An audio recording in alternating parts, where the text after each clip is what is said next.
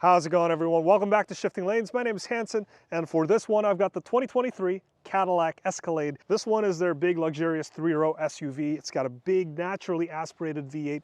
There's a lot of smarts and sensors in the car, and also a lot of technology packed inside. The tester that I have for this week, this is the Sport Platinum version with four-wheel drive. So this clocks in at $120,000 after all of the add-ons and delivery. So this is kind of a mid-tier representation of the Cadillac Escalade. It's not at the $80,000 price range, and it's also not at the super high Escalade V $150,000 price tag. So if you're looking for a big, luxurious three-row SUV and at this price range, then you're also probably looking at the Grand Wagoneer and the Lexus LX600. So at the very expensive $120,000 price range, is this the best luxury three-row SUV? I'll tell you what I think at the end of the video, but first let's start with the exterior.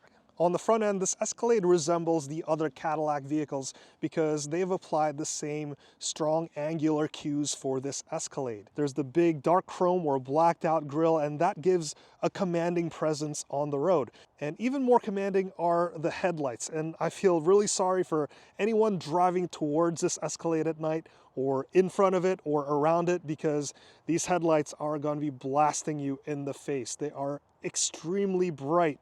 And that's just the low beams that I'm talking about, because the high beams are even crazier. And as a cherry on top, just in case you want to see even better at night, there's a really cool feature inside that Cadillac introduced more than 20 years ago, and it's now just becoming more common in cars.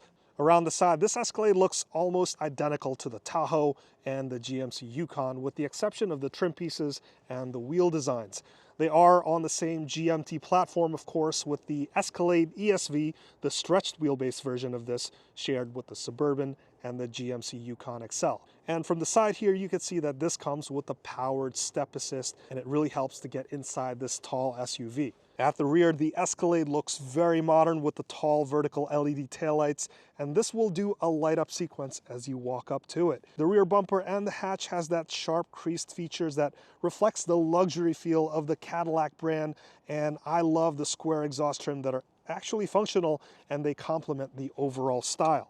So from the exterior, this is such a good looking luxury three-row SUV, and if you want one that looks even better, check out the Escalade V, because that has a revised front and rear bumper. Inside, the Escalade looks and feels like an expensive luxury SUV. The materials feel premium and the design looks very modern. Between this Escalade, the Lexus LX600, and the Grand Wagoneer, these guys have a real screen measuring contest going on, because this Escalade brags about having more than 38 inches of display area. So that's measuring the diagonals of the screen. But that doesn't quite compare to the Grand Wagoneer's 45 inches of display for the front row area. Even the passenger gets their own screen. Now, the kicker for this Escalade is that these displays are OLED. So just like your more expensive TVs, they have a better contrast ratio, there's blacker blacks, so when you're seeing the screens at night, the displays look higher quality and more crisp.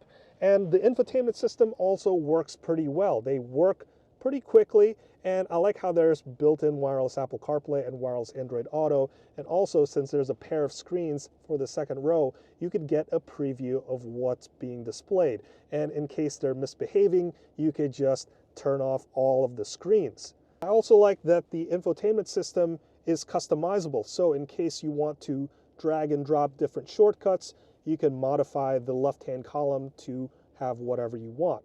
And I like to have this 360-degree camera shortcut right in the lower left corner there, so that I could pull it up anytime and see all around me. As for the screen on the left-hand side of the instrument cluster, this is also a touchscreen. And this one is a nice bonus display because it really sort of declutters some of the menu functions that you have to hunt through, sometimes between the two screens or sometimes the one screen. So taking a look at your trip meters is as easy as just swiping on the left-hand screen. And since I can easily change what's on the instrument cluster, I like to take advantage of the different screens as well. First, let's start with the augmented reality display. And this takes the video feed from the camera mounted right in front of the rear view mirror. Now, if you're using the navigation system to guide you somewhere, there will be arrows that pop up over the road, so you'll know for sure which turn to take. And then there's the night vision camera, which uses thermal imaging to help you more easily identify pedestrians and animals that may cross your path. This camera and the infrared sensors are mounted a little bit lower to the ground, so they have a different perspective and also a different field of view compared to the augmented reality camera. As for the rest of the front row, I really like the materials in this car. I like the leathers, the wood trim, and the metal trim on the steering wheel. I like the physical buttons and dials, and I like how there's the heated steering wheel button right on the steering wheel itself. There's also paddle shifters here to control the 10-speed automatic transmission. As for the buttons and dials on the left-hand side, the climate control and also the gear stick over here, and this iDrive-like controller, they all feel pretty decent quality and look pretty good too. Over on the right-hand side, we have this very large panel here that can move out of the way, and here's your cup holders, some cubby holes here, and your USB-C and USB Type-A connections. And then right over here, we have this vertical slot for your phone, and this is also your wireless charger. And in all the cars that I've tested, the cars that have a vertical slot wireless charger, they tend to work the best because they have methods to keep your phone biased against the side here, and it just maintains a good contact so that your phone is always charging. And right behind that, you have a fairly large storage container, and this one comes with the cool box so that there's 2 levels of refrigeration here, and then you have another set of USB ports, one USB-C and one USB Type-A. When it comes to the second row, there's plenty of leg room here, and also here you have the center console, and it comes with heated seats for the second row's captain's chairs. If you pull this out, nice little sturdy cup holder here, which I really like. And if you look up, there's a big entertainment screen for the second row occupants, and you could pull up different things like YouTube and also Hulu. It doesn't have the best interface because this is pulling up the web page version of YouTube. I can even check out my own videos while I'm filming the next one here in the Cadillac Escalade. This is such a meta experience. The user interface itself isn't really the best. You have to pull up from down below and then go home and then toggle between your different inputs. So you can watch Hulu, there's also YouTube Kids, and again, this pulls up the website version of those streaming services. And this is probably because we're just so used to having our own phones and everything and how they're so smart. These displays that you normally find in cars, they're usually already very antiquated. So it doesn't have stuff like automatic brightness settings, so you have to manually go into the menu and adjust the screen brightness because this thing will stay in one brightness setting at all times. When you're at night, sometimes these screens can just be blinding. As for the third row, if you want to get in, you have to lift this twice so that you could fold it out of the way. It's not a one-touch thing, but that's all right. And then once you're back here, you could fold this back up. And what I like the most about this third row is that the floor is not too high so that my legs are not way above my hips, and that could be really uncomfortable. So this is a good 3-row SUV that could fit adults pretty nicely. Third row occupants, you have stuff like a USB-C port and also a cup holder, but really not much else behind here. And if you want to climb out, you could pull this twice, just like the other toggle, and then that just folds out of the way. When it comes to the cargo space, this has a lot of room. That's how you open up the hatch, by the way. It took me the longest time to figure that out, but that's the button, the logo itself. And back here you have 25.5 cubic feet of storage behind the third row. Now you could also lower the third row from back here using buttons, and with the third row folded down, you get 73 cubic feet of storage space. And if you want to lower the second row using these buttons, you'll get up to 121 cubic feet of space with all the rows folded down. That's a lot larger than the Grand Wagoneer's 94.2 cubic feet, and basically a whole additional car's worth of storage larger than the Lexus LX600, which has 71 cubic feet of maximum storage space. When it comes to the driving experience, let's start with the power. There's plenty of power under the hood. There's a 6.2 liter V8 making 420 horsepower and 460 pound-feet of torque. That engine is mated to a 10-speed automatic transmission, and with the more than 5,800 pound curb weight, you can expect to go 0 to 60 in the low 6-second range. That's only very slightly slower than the Jeep Grand Wagoneer with the 6.4 liter V8, which has a 50 horsepower advantage, but a bit less on peak torque, so 0 to 60 under 6 seconds. And this Escalade is slightly faster than the 3.4 liter V6 twin turbo of the Lexus LX600, which does it at 6.7 seconds.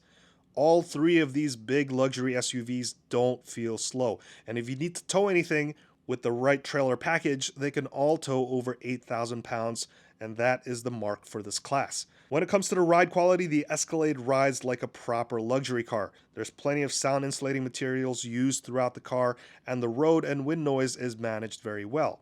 The air ride suspension is pretty good too. It helps smooth out some of the rougher roads, and just like most air ride suspensions, you can raise and lower the car. For off-roading situations, you can add up to 2 inches of ride height for more ground clearance, and when you're on normal roads, you can lower it for better stability and better aerodynamics. Both the Grand Wagoneer and the Lexus LX600 have the same equipment, and it's a really nice feature to have. Now, when it comes to the handling, these big SUVs are not typically good for carving canyons, but GM has added magnetic ride control for some of the more expensive trims of the Escalade. In the Chevy Corvette, the magnetic ride control is pretty amazing. Being able to change suspension characteristics on each corner allows the car to stay incredibly flat, making you feel more confident as you switch directions. In the Escalade, you won't be winning any autocross races, but it does help this Cadillac feel a little bit less big than its size. Compared to the other two big SUVs that we're looking at, this Cadillac feels more athletic. But in my opinion, the best part of driving this Escalade is to actually let the car drive itself. This car comes with the GM Super Cruise technology, and that is a level 2 automated driving assistance system.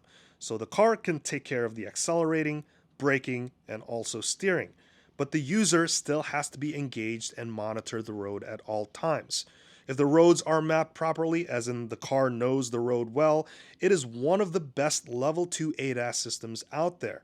It'll proactively change lanes on its own, no need to turn on your indicators, you can just keep your hands off the wheel. The downside is that it really depends on the road, and if it's not yet mapped or not compatible, then you can't access the GM Super Cruise, even though it looks like a simple and straightforward highway. But when it works, holy cow, is it amazing, and it truly sets this luxury SUV apart from the others. It really is something that you have to experience yourself, so when you're test driving, ask the dealer to take you to a road where the Super Cruise works and see it for yourself. So all things considered, the powerful engine, the capabilities, and also all of the driving smarts, I think the Cadillac Escalade is one of the best luxury 3-row SUVs out there right now.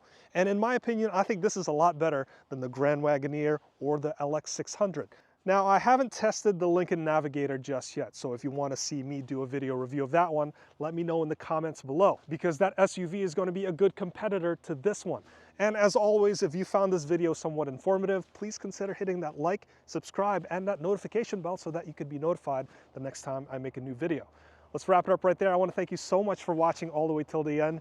My name is Hanson, and this has been the 2023 Cadillac Escalade, and I'll see you in the next one.